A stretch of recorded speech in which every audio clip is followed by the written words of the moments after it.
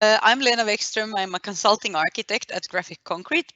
Mostly I'm handling projects from the United States and Canada, but also I work with some other regions. It's really, really nice to have you all here today. And as Bang said, this seminar consists of three seminars. We're going to start at the very beginning. You're going to learn about what Graphic Concrete is and how it is produced. Next week, we're going to go ahead with a little bit of pricing, and the third seminar is in 2 weeks, and then it's about quality and durability. So let's start from the very beginning. The invention of graphic concrete came to start in the late 1990s. The guy you see here in the picture, his name is Samuli Naamanka. He's a master of arts and interior architect, and he is the father behind this invention. When he was studying, he was playing around with surface retardants and different materials because he wanted to find a way to put patterns and images on concrete. And that way, graphic concrete was born. It took a lot of research and development, but today we have a lot of projects all over the globe, and we have been involved with, as you can see here, over 300 concrete plants in 32 countries.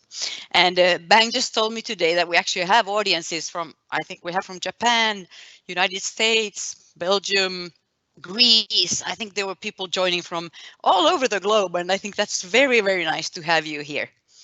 So let's see. In order to understand graphic concrete, you need to understand what concrete is.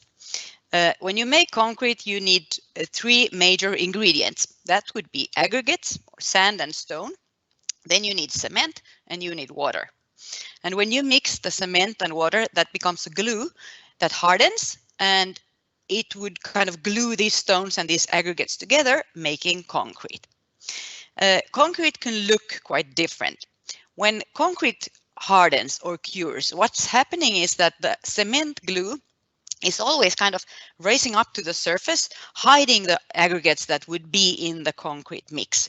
So what you see here now on my screen or your screens is just a smooth concrete surface. That would be the cement glue showing, and behind that would be the mix with the aggregates.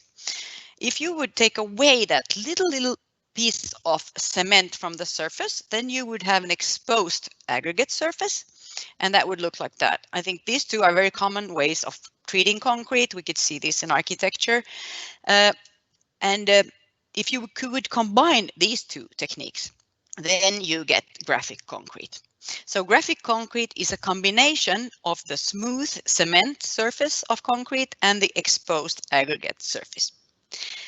The technology itself allows you to transfer anything you would like to a concrete surface. You can see it's a photography or some stripes or birds or whatever you would like. Important to remember is that it's a technology for the precast industry. It needs to be precast. It cannot be applied to an old building where you already have your concrete elements. It's not suitable for on-site casting. We have had some tests, and somewhere they succeed, somewhere not, but you should stick to precast, horizontal precast on a precast table. Let's see. So here's an example how it works. Let's say you have a school that you want to design, and you think, oh, it would be really cool to put some text and something that would have to do with education on the facade. So you come up with this pattern. Like here, you see the example. You would send us a black and white file like this one, and we would print your pattern on this special membrane. It's a large roll. It would be printed here in Finland, and then this roll with your print on would be shipped to the local precaster. The local precaster, you know, wherever it could be, all over the world, close to the building site, close to where you are, they would get this membrane. They would cut the piece they need, and they would lay it down in the precast form. Now you can see the pattern there on the membrane, and the ink that we use, that is a surface retarder. So where this ink has been, when that ink touches the concrete, it hinders the cement from hardening. So they cast the concrete on this membrane. The next day, when the concrete has cured, they take away this membrane, and there you can see on the element, what you can see is a light kind of whitish text, and that's where the surface is still soft. Otherwise, it has hardened totally.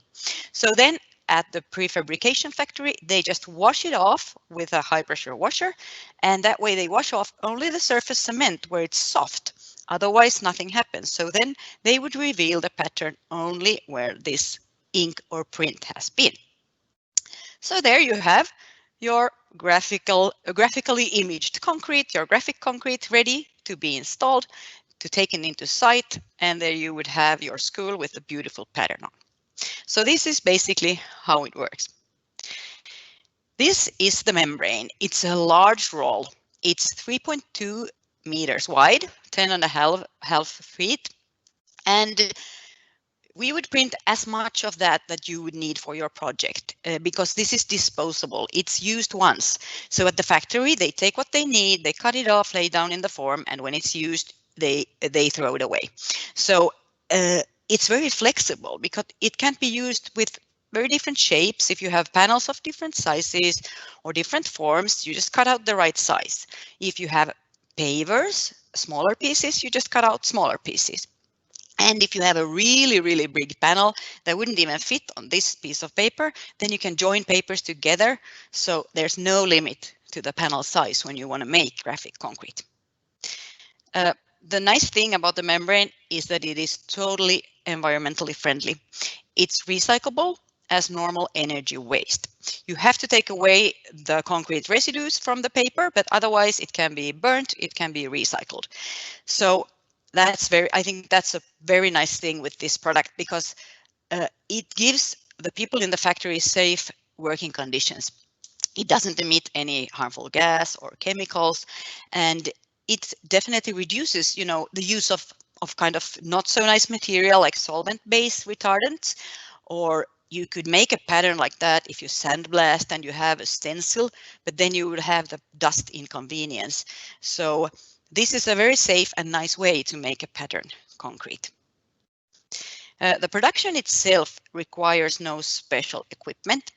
Any factory who could make an exposed aggregate surface could make graphic concrete. And you can use it with very different types of concrete and different types of panels. You can have the heavy traditional concrete. It can be the ones that you need to compact or the self-compacting concrete. Then if you have an interior project, maybe you would like a little bit of a lighter and thinner concrete board, then you would use glass fiber reinforced concrete. Or if you want to do this on a floor, you need ultra high strength concrete, but that's not a problem because this works with that also, as long as it's precast horizontally. As for the structural aspects, I think it's very good to remember that the etching is minimal. Whatever we take away from the concrete surface is really, really fine. So you don't need to do any structural adjustments. If you use a form liner, like making a 3D surface, you need to add concrete in order to carve some away. And that way you would increase the amount of concrete used. But with graphic concrete, you use as little concrete as possible, which makes the panels slim and light. And that's, of course, it's very nice when it comes to transportation and installation. Also, it's good to remember that this, even though it looks super, super nice, it's just 100% concrete and can be treated as such. So it's virtually maintenance free. Of course, it can occasionally be washed with a power washer, but basically you don't need to do much. And since the surface is straight, it doesn't attract any dust or dirt in the way that a kind of a formed surface would do. Then we go to the design possibilities. Here is the part where the architects usually get very eager. This image or pattern, as I said, it could be anything. The color, you can vary a lot because it can depend on the color of the aggregate that you choose or the color of the cement. The cement can be gray or it can be white, or you could pigment the cement. The stones cannot be colored, but the smooth parts, you could have very wild colors if you like. And the aggregates that you have, that would depend on your local producer, whatever they can offer. So the aggregates, wherever you are situated in the world, they are very different. So that's nice to kind of find out what options you have before you go really deep into your project. You can, of course, also paint or stain a graphic concrete surface. Then it kind of loses the fact that you don't need to maintain it. But that can be nice. I mean, if you paint it, you need to repaint it, but it can look very nice also. I have an example of that here. So here you see an image. This is like a photography that you put it into Photoshop and you rasterize it. Because when you work with graphic concrete, you have to think on or off. It's either exposed or not. There's nothing in between. So when you want to get these different gray tones and shades, it depends on how much you expose. Like you can see here in the zoomed in picture, you know, the size of your rasters and the density would make darker and lighter areas. So this is how it works. And when you go close up to the wall, you can't really see the image, but it's super nice. It's interesting. It's very tactile. People like to go up and kind of touch these surfaces. I think it's lovely to see how you interact with these walls. And it's very nice because when you move away a little bit, then the image appears.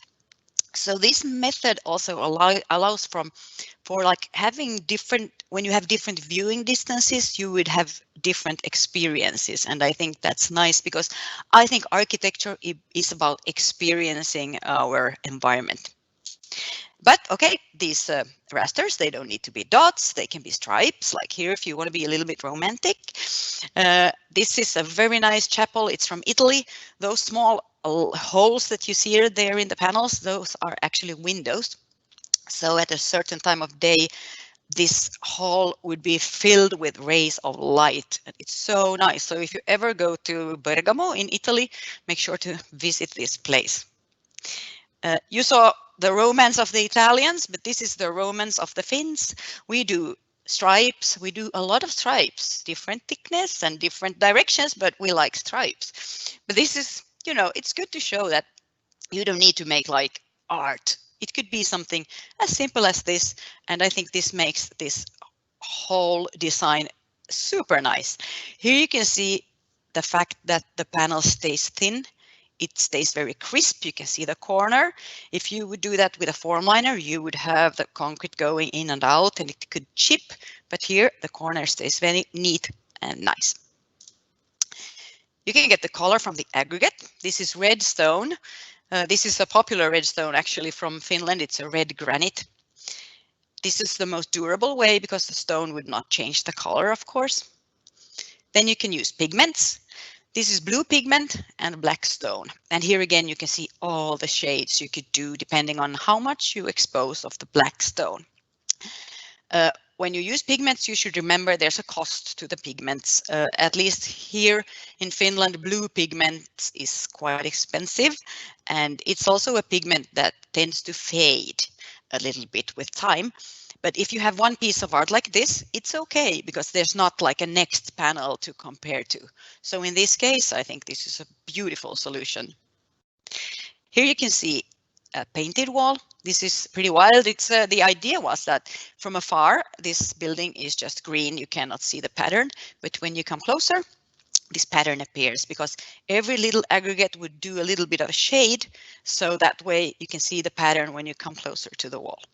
This would not be maintenance free, but I mean, still, it's a nice option. You can have very discrete contrast. If you don't want to make a big fuss, you choose a light aggregate and a light cement having almost the same tone. That's very, very elegant, I think. Then you can have very high contrast. And I think this is, if you have a project like a logo type or something like this is a memorial, you're supposed to see the image, you're supposed to see the texts. You need a very high contrast because you put a lot of effort into this, and if you don't have enough contrast, nobody's going to see your design. So it's really, really important to understand this when you choose the aggregates and the color of the cement. The surface can also just be a texture, again, very subtle, you know, it can be a dot or a stripe, but like here, it can also be a text, which I think is really cool. These are actually glass fiber reinforced panels, very slim. It's a ventilated facade. I think this is a very, very beautiful church. I think they know how to do this in France, I guess. Nice. This is a project from the United States. It's from 2012. It's an interior. This is to show first that interiors are okay, and secondly, that you could do curved panels. Whenever, you know, whatever the membrane would bend to, that form you can make. If you have a very complicated form, twisting and turning, that could not be made with graphic concrete because obviously the membrane would not bend to all those shapes. But otherwise, curves works fine. You can do 3D effects. That is very, very popular to kind of play with the viewer. Here, it's a black aggregate and white cement. And this is it's a document like an archive. And you can see the architect made it into like looking like a bookshelf. And you really think it's three-dimensional, but when you come up closer, like you see on the small image here, it's totally flat.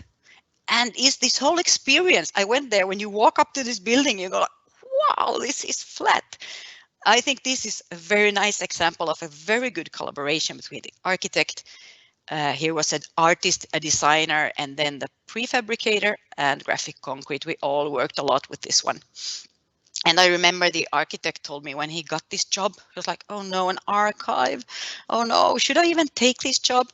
But then afterwards, when we had been talking, he said this was one of the coolest and nicest projects he has ever made. And it stands like up on a hill, and it's just like a piece of art. I like it a lot.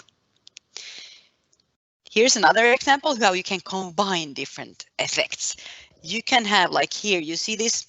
This is a photography of a stone wall. So that would be like a 3D effect to those panels that are actually totally flat, as you can see on the small image. The idea with this one was that you would use the same image then in the glass that was put on here. And those glass have the exact same rasterization. On the glass, it's a blue glass, so they decided also to stain these panels with the same blue. So now it's a bright blue facade. But the very, very cool thing is that when the sun hits this facade, the sun comes through this glass, actually projecting this image on the inside wall of these corridors also. So it's a game and a play of many different materials, many different kind of designs and lights and shadows, and I think it becomes a really, really nice entity. I think in many countries we have this, that you have a certain amount of the budget you have to use, or you can use for art for your project. We have a lot of those in Finland, and this, for example, this is one example of that. I think this wall was made with this kind of art budget, and I think it's so nice that instead of having like you have a statue that would be detached from the building, instead you will have your art kind of on the building. I think that's a very nice way to use this money. So I think this was my last slide. And I hope you enjoyed hearing about this. And now let's see if we had any questions. Bang, did we have any questions? Yes, Lena. First of all, thank you so much for your great presentation. It's always really happy to hear. Thank you. Yes, of course, we have received quite many questions from the audience. Today, our audience is so active, so I was quite busy to kind of look at the question. So yes, first question is about like in case our customer want to have the pattern on two sides of the concrete panel, is it possible? Okay, well, as you saw how it's manufactured, it's not possible with one panel. We have been making tests where you kind of lay down one panel, you cast on top, and you try to press the membrane on the other side. That does not work because the membrane needs the weight of the concrete on top in order to give the pattern. But what you could do is you cast two panels that would be slimmer, and you attach them to each other, and then you would have the pattern on both sides. We have had those projects, for example, with noise walls that needs to be really thick. Sometimes they had been doing the one part and then they even had insulation in between, and then you have the other part. So you could do that, but that would of course change the structure of your panel. All right. So if I sum up your answer, so like if in case our customer want to have like two sides, then it means they needed to make the two panels separately, then have to put them together. Yes. All right. Okay. But there are other nice treatments that you could have to what you would call the backside. You know, your local precaster could probably tell you what they could do with the backside of the panel. There's always a backside to every panel, so those guys, they know what to do. All right. There might be also different tactics to like to make the like a different solutions.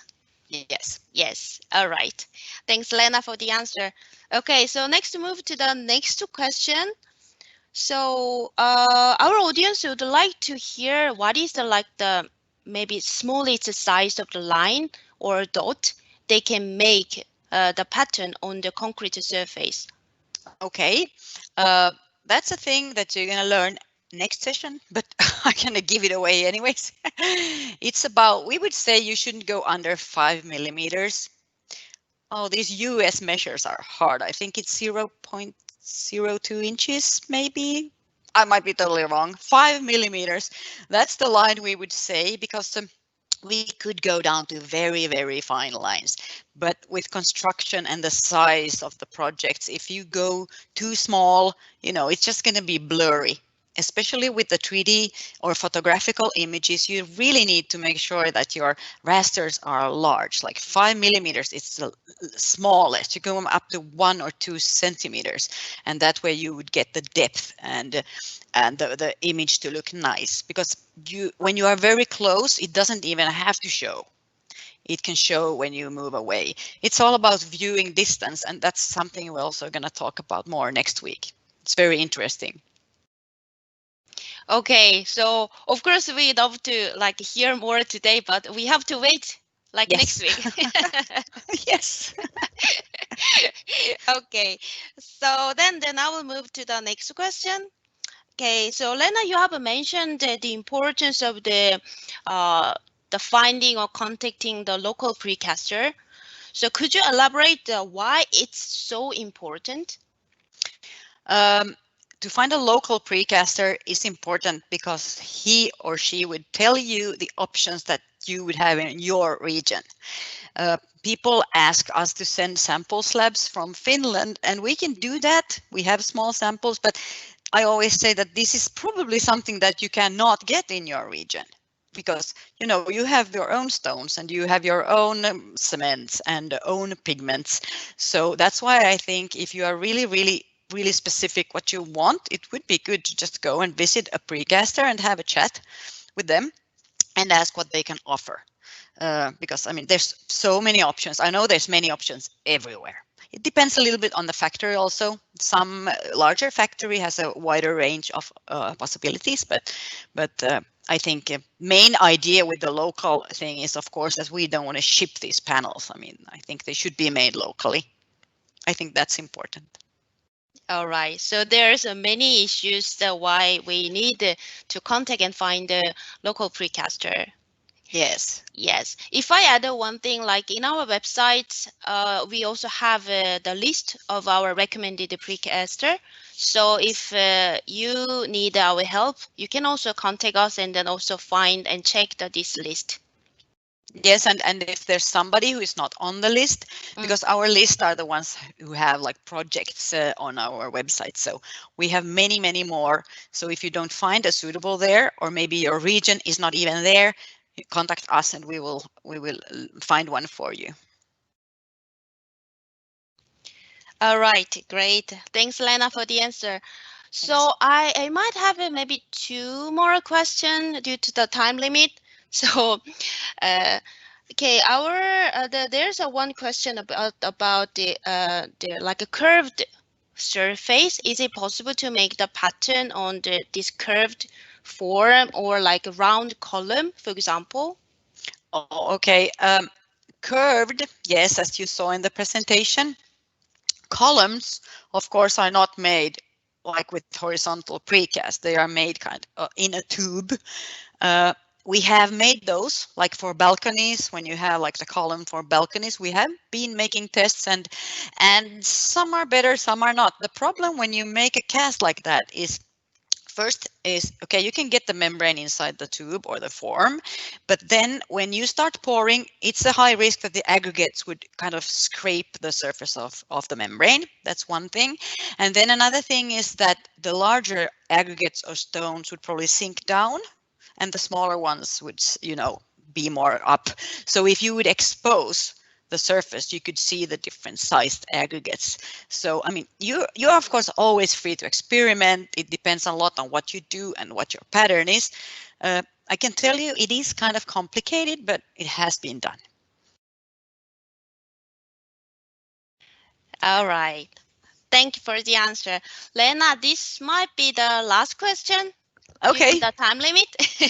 But of course, there's one more question for you after this, the last question. Wait. Okay. Well, Yes. So, Lena, does graphic concrete works in site casting? no, it does not. I mean, because usually on site casting, the concrete sits for a longer time. So it's not the same timing. And then, of course, the outside conditions, it's kind of important to have controlled conditions when you make graphic concrete to have a nice end result. You need to have, that's also actually, that's the third seminar. We're going far now. That's to have a controlled environment, to have a consistent result, that's kind of important. So we say that on-site casting we don't prefer. I mean, of course, anybody who buys the membrane are free to do anything, but we cannot guarantee the result when it comes to that one. Yeah. So. All right. Great.